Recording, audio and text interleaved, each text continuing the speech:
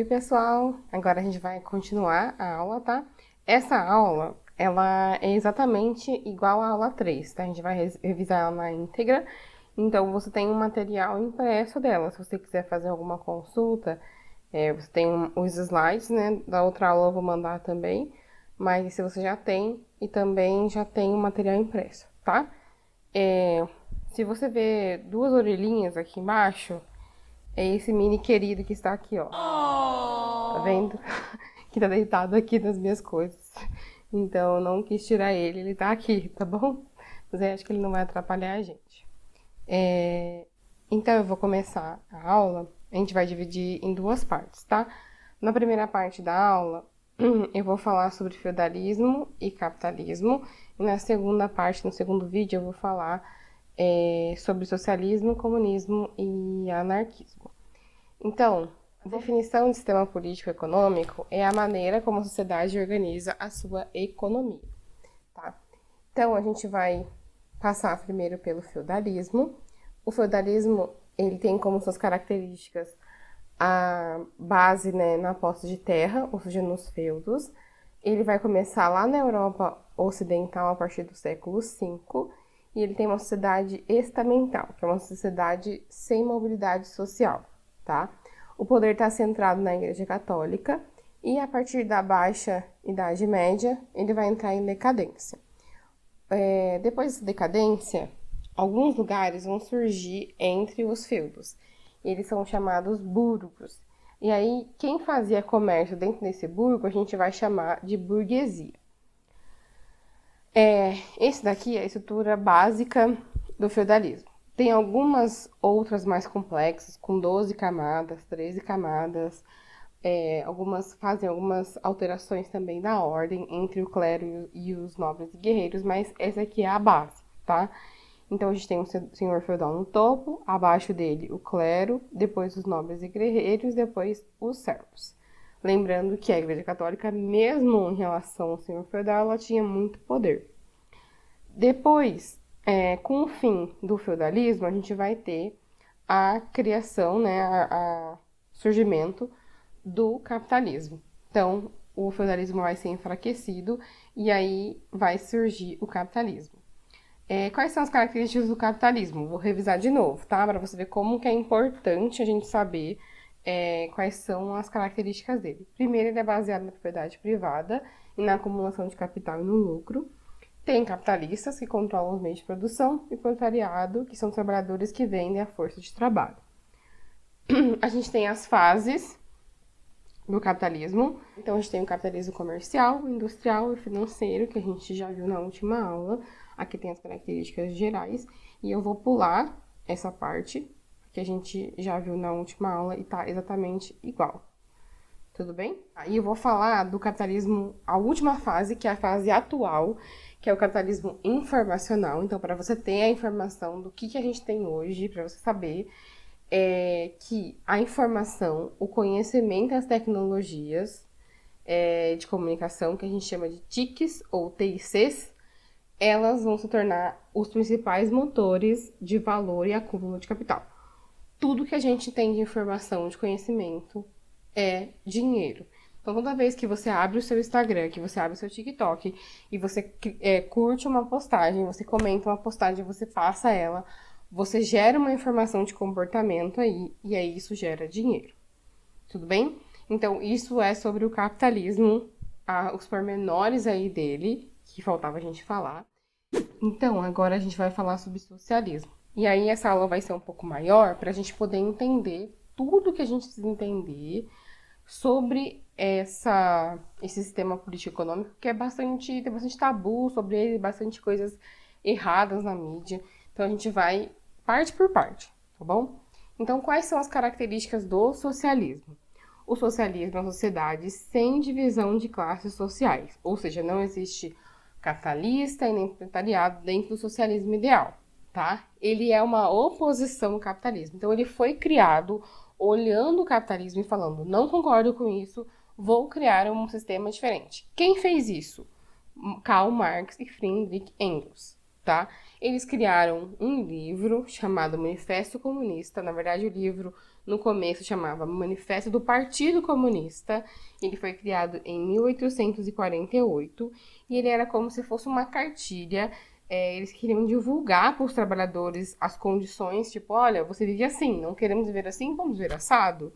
Era isso que eles queriam passar para eles. Então, uma divulgação de uma um novo partido que surgia com ideias novas ao que os trabalhadores viviam. Aqui tem uma foto do Marx e do Engels, tá? Só para vocês saberem como eles eram. E aí, as características, o objetivo geral, né, era a transformação social e econômica. Qual que era a proposta desse novo modelo? Então, os homens, eles repartissem os mesmos interesses e recebessem adequadamente pelo trabalho. Então, a gente reparte o mesmo interesse, que é o bem da sociedade, por exemplo. E aí, através disso, a gente vai pensar no bem coletivo. Além disso, a gente não vai receber mais como é no capitalismo, que a gente recebe muito pouco diante do lucro que a gente faz. A gente iria receber, por exemplo, uma coisa mais adequada, não teria tanta disparidade social entre pessoas ricas e pessoas pobres, pessoas com muita formação acadêmica teriam seus privilégios aí em relação ao financeiro, mas não seria do jeito que a pessoa ganha 50 mil reais e outra ganha 1.000, seria mais coerente, tá? Para vocês terem uma noção. Então, dentro desse sistema, vai ter a abolição da propriedade privada. Não quer dizer que as pessoas não vão ter casa, tá? Ou que elas não teriam casa. Quer dizer que a gente vai pensar os lugares, os espaços sociais de uma maneira diferente, para que as fábricas, os parques, os lugares públicos, elas não sejam só de uma pessoa, elas sejam de várias, tá? De uma comunidade. E o controle social de produção vai ser feito pelos trabalhadores. Então, eles vão decidir a hora de entrada, a hora de saída, como vai funcionar essa produção, quantos turnos vão ter dessa produção, se ela vai ser uma produção com mais itens ou menos itens. E aí, com tudo isso que a gente está falando, a ideia é acabar com as grandes diferenças econômicas. Então, as pessoas elas vão viver numa maior igualdade, tá? Se esse sistema ele chegar a existir algum dia, beleza? E aí a gente tem dois conceitos principais dentro do socialismo. Então, a gente tem visões diferentes sobre o socialismo, e a gente chama essas visões de socialismo utópico e socialismo científico. Então, o socialismo utópico, ele diz que as classes dominantes, elas vão tomar consciência das pessoas pobres e elas vão ceder espaço social para elas. Então, olhar e falar, nossa, eu quero que você não seja mais pobre, venha se tornar rico, cedo dinheiro para você. E a gente entende que isso não vai acontecer em nenhum momento. As pessoas não vão, que estão lá no privilégio, elas não vão ceder espaço para as pessoas mais pobres.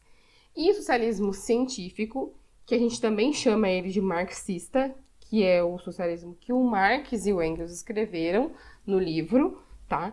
Que vai entender a derrubada do capitalismo através da revolução, seja ela pelas vias democráticas, dentro de uma eleição, por exemplo, de um plebiscito, ou seja ela através de uma luta social, de pegarem armas mesmo, tá? Tem pessoas que concordam, pessoas que discordam sobre esses termos. A ideia é que você entenda que o socialismo de Marx, ele é o socialismo que a gente chama de científico, que ele não vai esperar que as pessoas tenham boa vontade para dar direito para elas. Elas vão lutar por esses direitos, tá? É a mesma coisa se você for pensar sobre a escala 6x1 que a gente está vendo agora, uma discussão, né? Então, a escala 6x1, ela quer reduzir o tempo que o trabalhador trabalha na semana, não só os dias, mas o tempo que ele trabalha, sem tirar o salário dele, né? Então, nesse sistema, o trabalhador está fazendo várias manifestações, né, para poder fazer com que isso aconteça. Então, a gente pode dizer que a gente está usando revolução, né, ação, para poder tentar melhorar a condição do trabalhador. A gente não está esperando as pessoas irem lá e falar, nossa, coitado do trabalhador, né, vamos dar um tempo para ele descansar. Não, inclusive os grandes empresários estão falando contra essa nova ação de escala 6x1 e sempre foi assim, tá? Sempre as pessoas que estavam no poder, elas queriam que o trabalhador trabalhasse o máximo possível. Então, se a gente tem uma condição de tecnologia que consegue aumentar o trabalho, por que a gente não pode reduzir o trabalho do trabalhador? O trabalho do trabalhador, né? O tanto que ele trabalha, tá bom? Então, é nesse sentido. E aí, a gente sabe que, dentro desse livro que o Marx e o Engels escreveram, eles falam que o resultado do socialismo é chegar no comunismo. E agora eu vou te explicar o que é o comunismo. Então, o socialismo ele é uma passagem, tá? O resultado dele é o comunismo. Então, falando de comunismo, ele é baseado na propriedade coletiva dos meios de produção. Então, percebe que o socialismo não tem propriedade privada e aqui ela já é coletiva. Ou seja, a fábrica não é de uma pessoa só, ela é de várias, tá? O Estado ele deve ser abolido no comunismo. Como vai se organizar? Organização social em comunidades, tá? Através de votações, através de ações coletivas, do melhor para aquele espaço físico, para aquelas pessoas que moram ali. E a gente entende o comunismo como uma fase superior ao socialismo, de superação mesmo, tá? Então, superou-se o socialismo e aí entrou-se no comunismo. E aí a gente tem os símbolos, né, do socialismo e do comunismo, para vocês saberem, a estrela vermelha do socialismo e a foice e o martelo do comunismo, representando as pessoas do campo e da cidade que devem se unir para poder fazer a revolução. Aí eu trouxe o meme para você do Pernalonga, né, que é o nosso, tá bom? Que é uma ideia de comunismo com a bandeira da União Soviética atrás.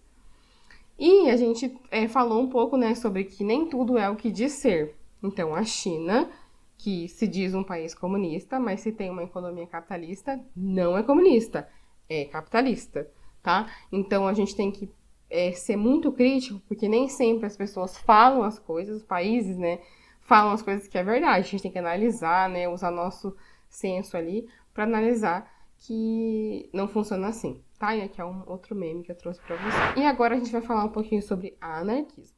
Então, o anarquismo é um sistema político e econômico bem diferente de todos que a gente viu até agora.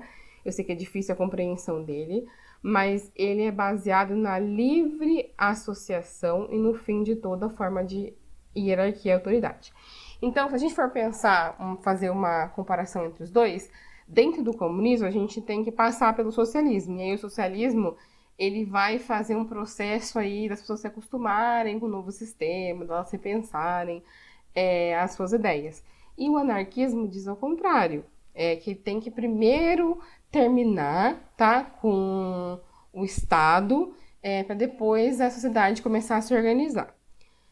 Professora, esse modelo de anarquismo, ele dá certo? Não sei, ele nunca foi testado, tá? O que eu sei, que eu posso te dizer, é que as pessoas elas são muito egoístas. E esse egoísmo que a gente tem, social, ele é uma coisa que foi colocado pra gente durante muitos anos. Então, é muito difícil a gente pensar no coletivo.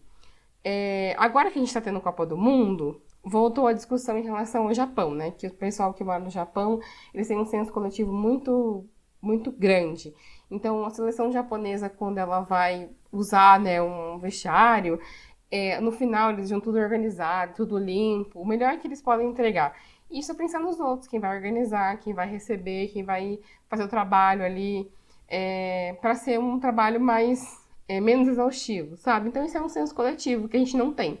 Então, dentro desses sistemas comunismo, socialismo e anarquismo, a gente precisa ativar isso com muito mais força. E é muito difícil, tá? Quando a gente está acostumado a pensar só no nosso eu, só no nosso umbigo, tá? E é difícil também a gente não pensar só no nosso eu, num sistema que obriga a gente a ser tudo, sabe? E não ajuda muito a gente a fazer as coisas. Tudo bem? Então eu escrevi para você assim, ó, diferente do comunismo, propõe que qualquer transformação social real, né, da sociedade, exige a extinção do Estado. E aí a gente tem os símbolos do anarquismo, tá? Que é o A dentro do cerco e a bandeira negra. Tudo bem? Aqui tem um link para você me contatar caso você tenha dúvidas, tá? E aí nas próximas aulas a gente vai fazer exercício para aprofundar os temas que a gente já trabalhou. Muito obrigada!